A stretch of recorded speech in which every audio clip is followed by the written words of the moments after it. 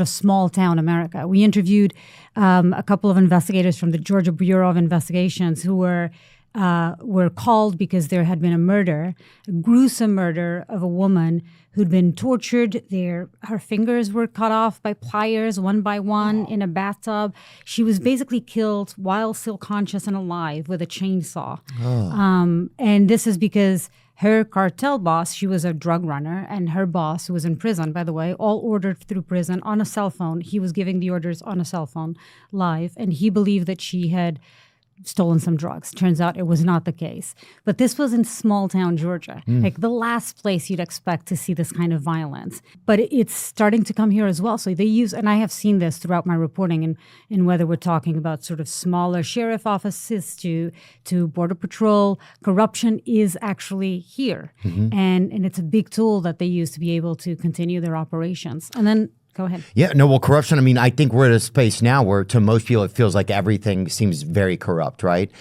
Are we allowing this drug trafficking? Are we allowing these cartels to work in our country? I think we're just combating it the wrong way. The war on drugs has been a massive failure. I mean, billions of dollars spent for no returns. I mean, we're seeing where it's getting worse and worse. I think last year was the first year where the numbers didn't go up, but it's been going progressively up. I mean, in the last, I think, since 2000, 1 million people have died from the opiate crisis. Yeah. You know, so I just don't think we are doing what we're supposed to be doing. We're not doing the right thing. We're not using the right tools to combat drug trafficking.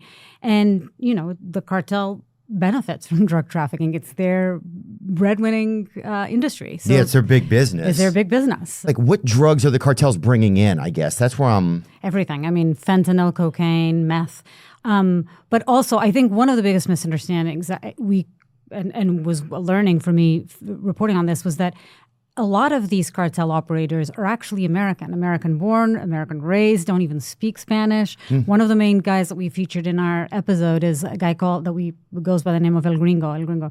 He was born in the United States, doesn't speak a word of Spanish, and he's sort of a wholesale distributor for the cartel. And he realized he could do it. He could distribute the drugs really well. He was really good with logistics.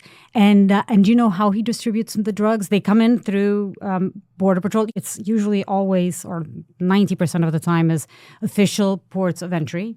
So it's not going... Sneaking through the woods or something, or tying it to like exactly. Deer and having them run over the border or whatever. Right, or little kids with backpacks. That happens as well, but most of it is official ports of entry. And then once it gets to the big cities and then gets distributed by guys like this, who also operate of small town America, he's using actually commercial planes. Where he puts the drugs inside suitcases and has people like strippers, usually women that are more unassuming, and a lot of times strippers is what he told us. Wow.